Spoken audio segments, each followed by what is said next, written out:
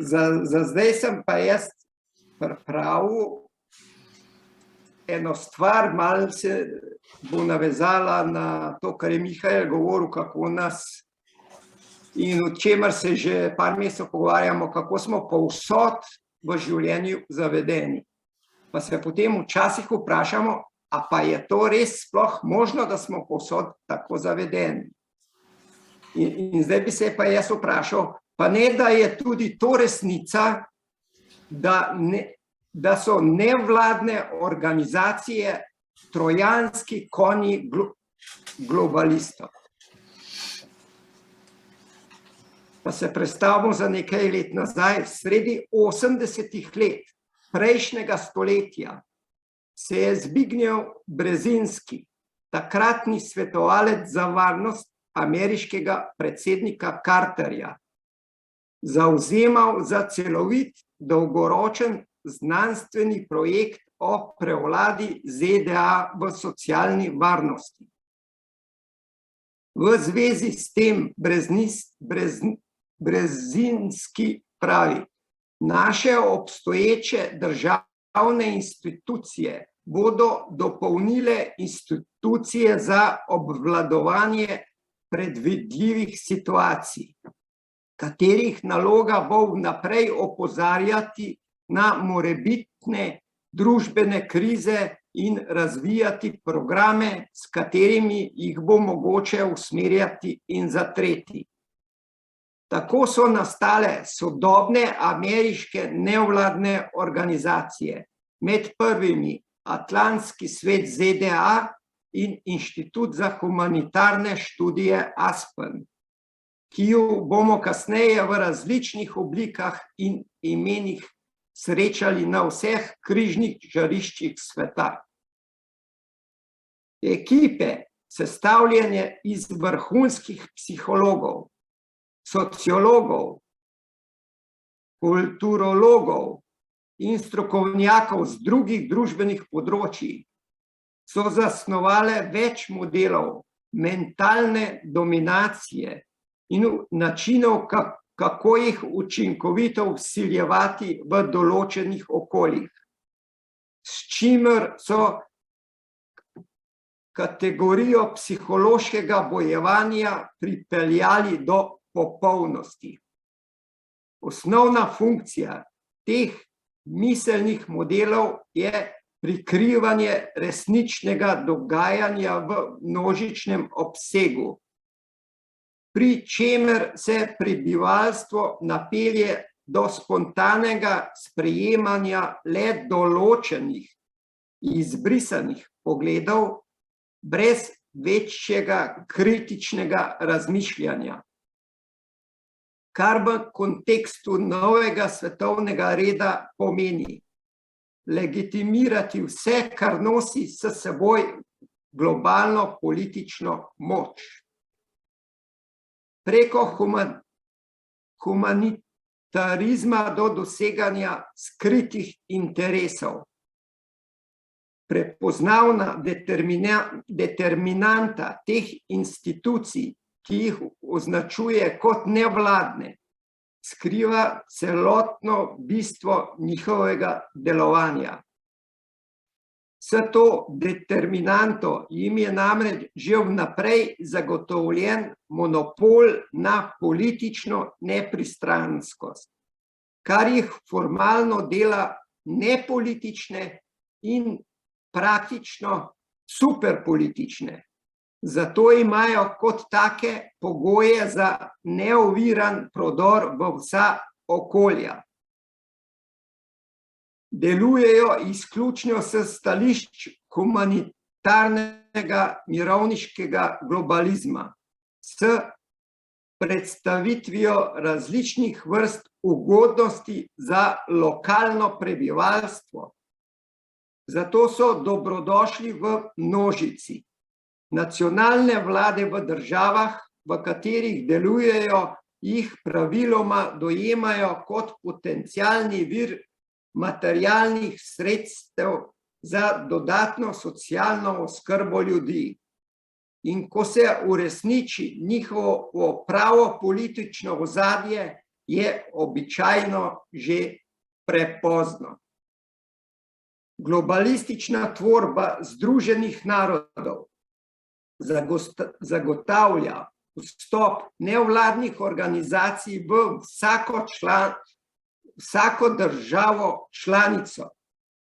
Prva in najpogostejša oblika legalizacije delovanja nevladnih organizacij na tem področju je pokroviteljstvo Združenih narodov. V mirovni agendi OZN je navedeno naslednje. Ne glede na to, kako pomemben je vsak organ Združenih narodov, uporablja svoje zmogljivosti na uravnotežen in harmoničen način, kot je predvideno v listini. Miru v najširšem smislu ni mogoče doseči samo s akademske ustanove. Poslanci, poslovna in strokovna skupnost, mediji in širša javnost. S tem, ko so jih postavili v ospredje po pomembnosti, so Združeni narodi ustvarili pogoje, da v nobeni državi članici, ne glede na odnos vodstva do nevladnih organizacij, nevladnim organizacijam v nobenem primeru ni mogoče preprečiti ali zavrniti njihove prisotnosti. Druga oblika legalizacije nevladnih organizacij so fundacije, ki se običajno skrivajo za humanitarnimi, družbenimi, znanstvenimi in drugimi idejami. Upoštevajoč, da jih vodijo določene osebnosti, ki se pojavljajo kot resnični ali formalni nosilci velikega kapitala, kot so lastniki fundacije Ford, Fulbright in Soros v Ameriki, Humboldt v Nemčiji ali Sosakawa na Japonskem. Praviloma so nekateri skorumpirani vladni uradniki zadevne države vključeni tudi v ravnanje s tovrstnimi ustanovami. Delujejo drugače in neprimerljivo dlje kot humanitarci s strateško globalistično idejo izolacije in izobraževanja kadrov iz določene države, ki bodo po določenem številu let vrnjeni v to državo, da bi preusmerili politični trend ali v imenu svojih zahodnih mentorjev prevzeli oblast. Ustanovitelji in financerji najbolj znanih nevladnih organizacij, predvsem tistih iz skupine fundacij, so po socialnem in finančnem položaju v samem vrhu zahodne hierarhije.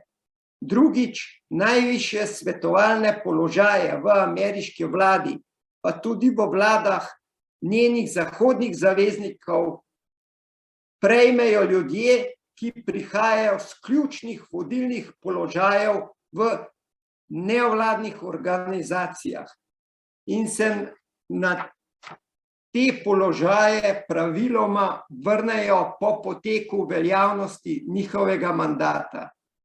In tretjič, nevladne organizacije so nujno vključene v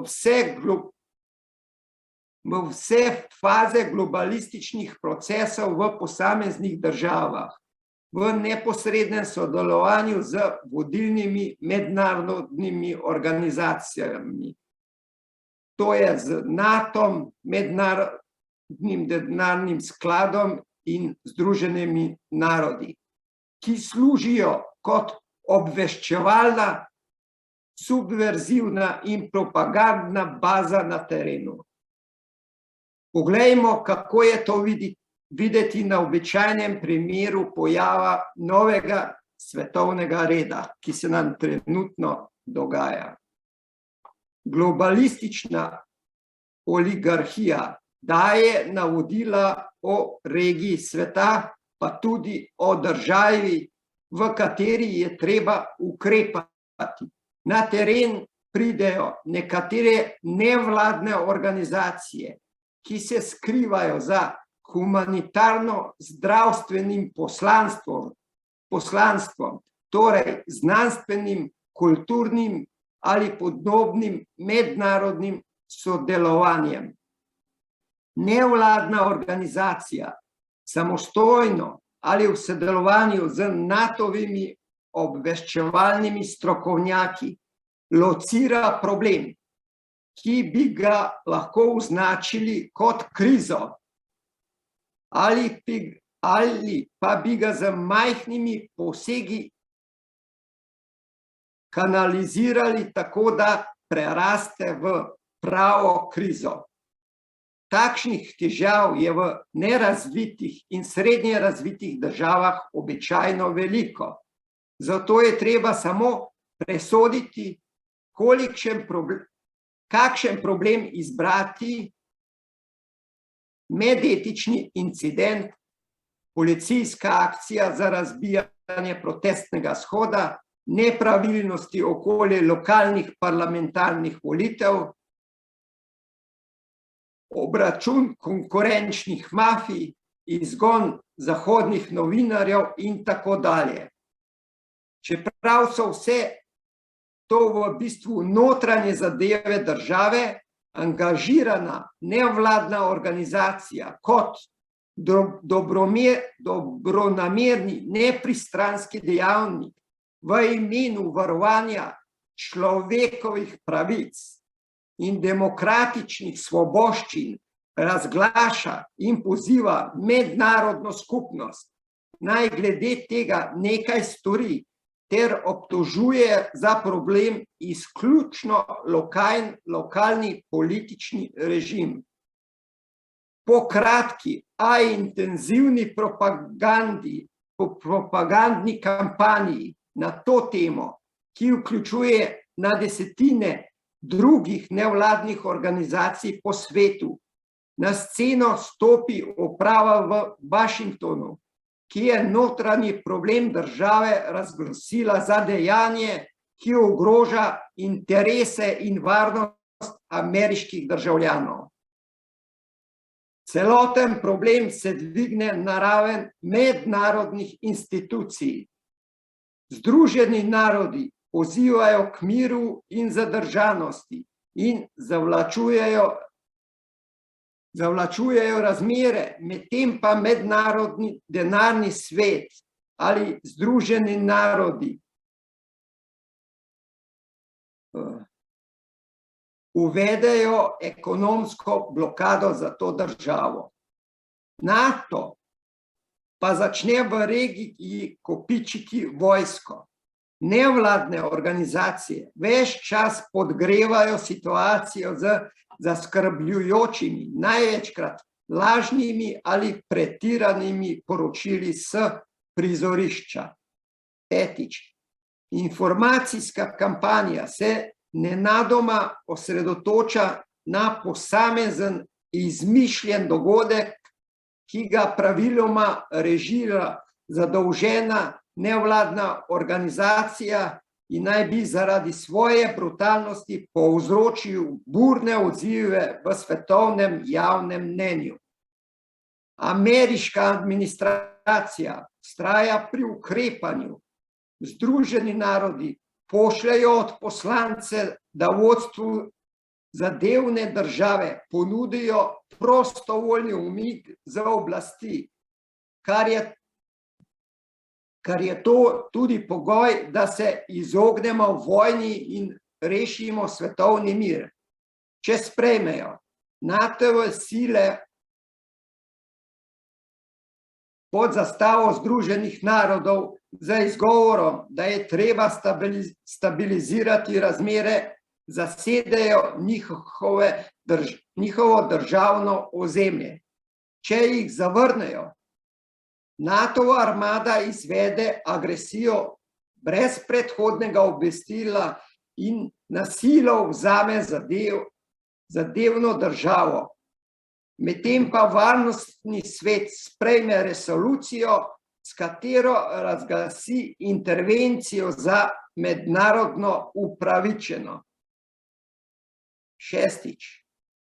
V tem času se v večjem številu pojavijo nevladne organizacije, ki so sodelovale pri pomoči, pri vzpostavljanju in spodbujanju demokratičnih procesov. Med svojimi domačimi simpatizerji izberejo marginalca, običajno iz kategorije nekdanjih tujih učenjakov in ga pripeljejo na oblast. Obkrožen je s svetovalci iz lastnih vrst, ki vsiljujejo politično platformo popolne, nesporne podrejenosti globalni prevladi. NATO ostane na tem ozemlju za vse čase. IMF odpira prostor zahodnim kapitalistom, ki uvrščajo prevzem lastništva nacionalnih gospodarskih virov. Lokalno prebivalstvo se v lastni državi spreminja v drugorazredne državljane, ker je do njih prišla svetovna demokracija.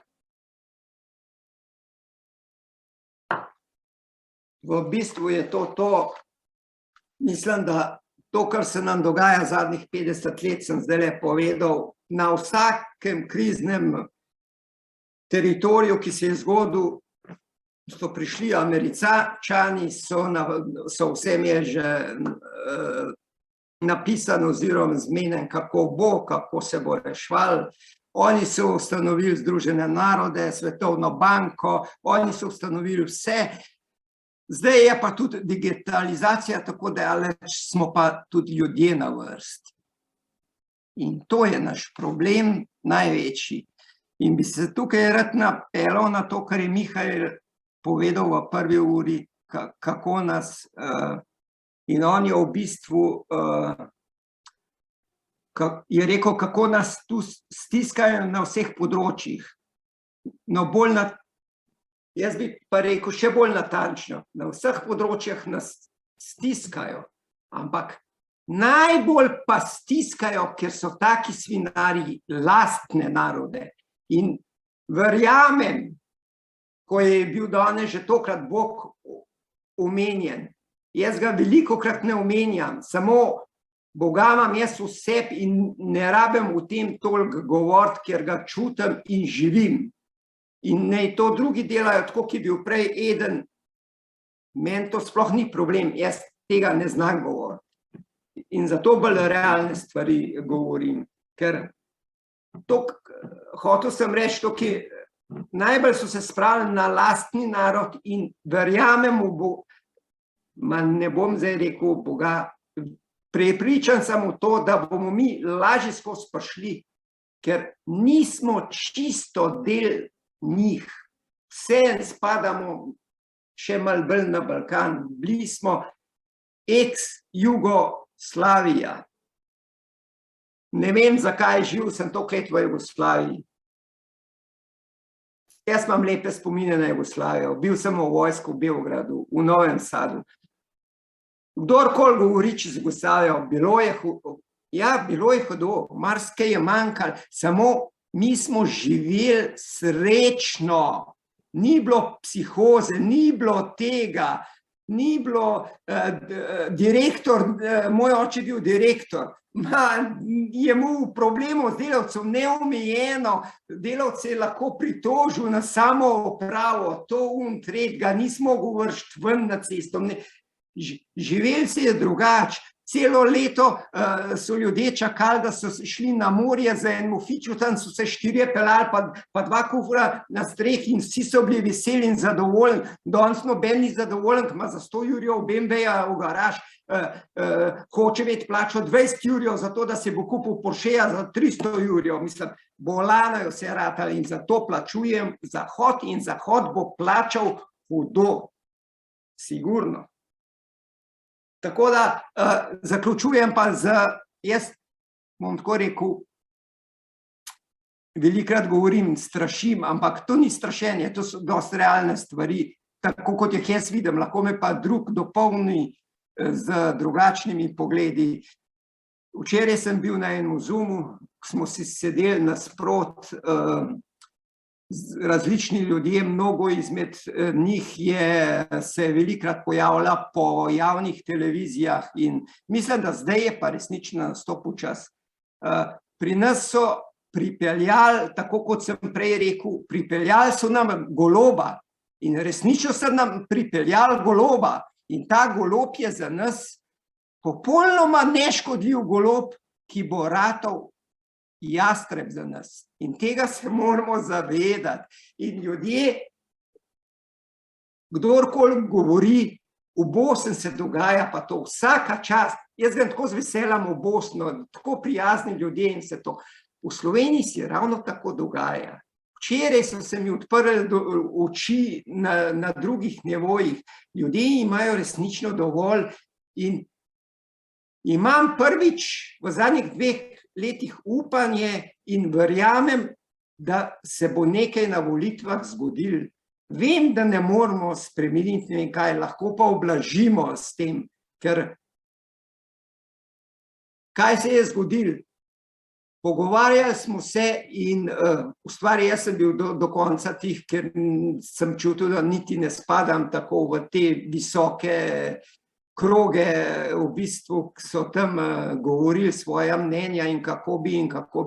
In v bistvu smo prišli tako daleč, da mislim, da se bo večina povezala na volitvah in bomo šli na volitve.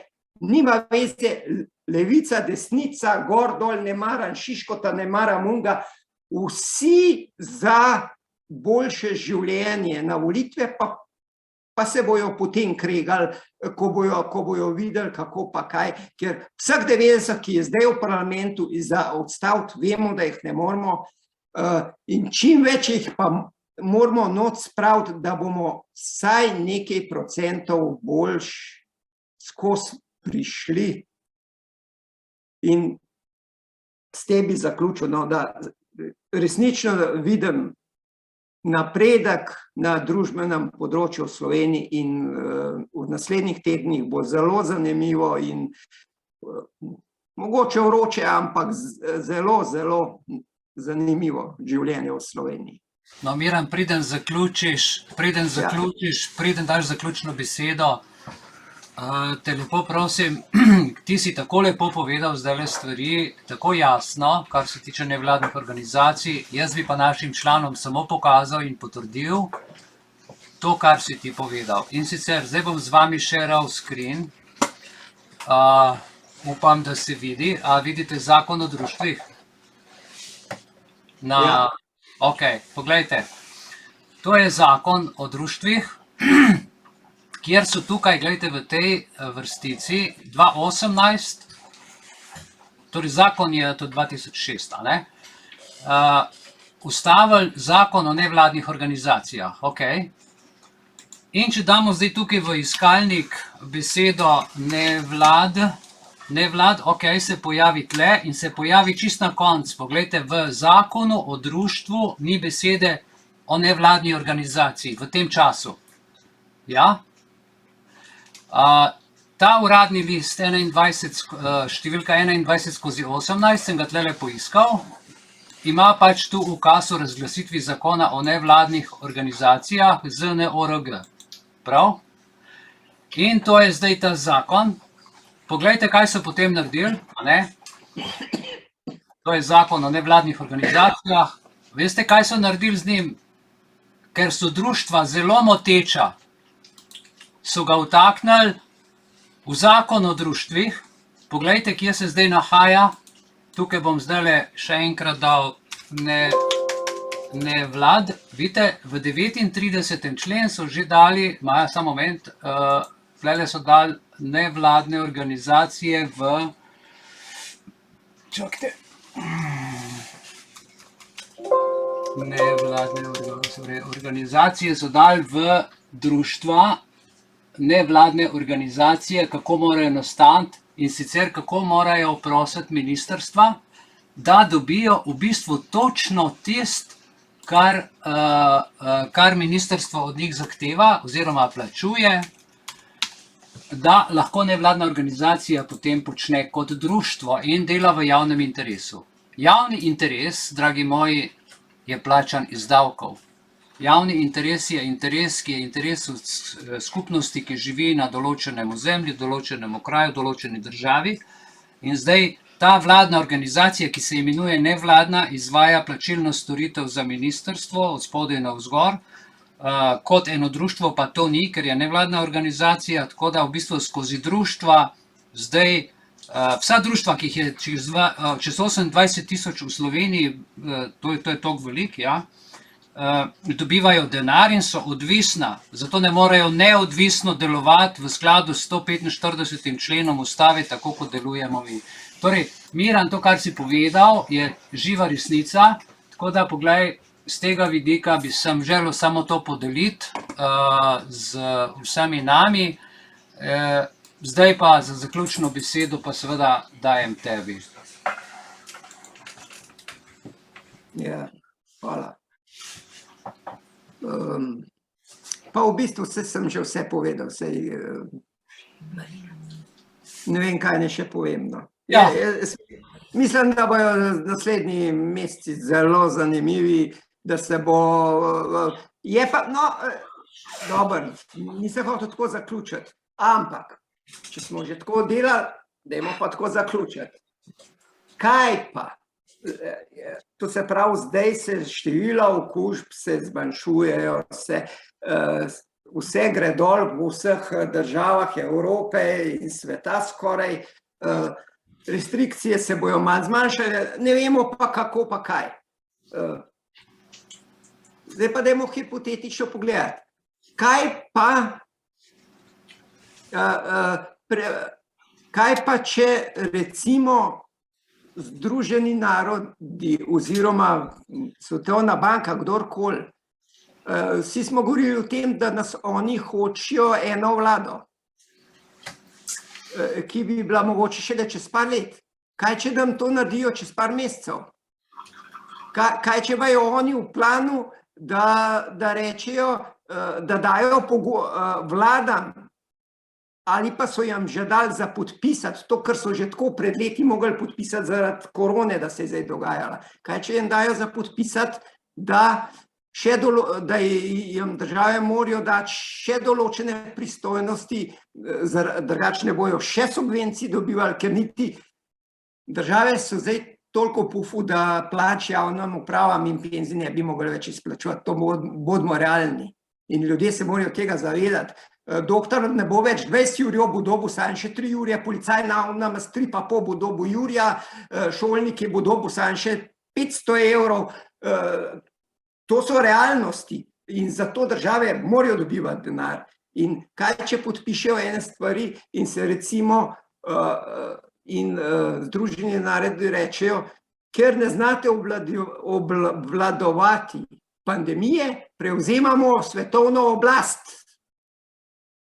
Ja, zakaj? To se pravi, mi bomo ravno na volitve prišli. Pa bo koncu zga. Jaz sem zdaj to malo hipotetično rekel, ne zdaj vzeti to za res, ampak ok, jaz razmišljam vse sorte. Enkrat bojo tako naredili, če jim bomo to dopustili, seveda.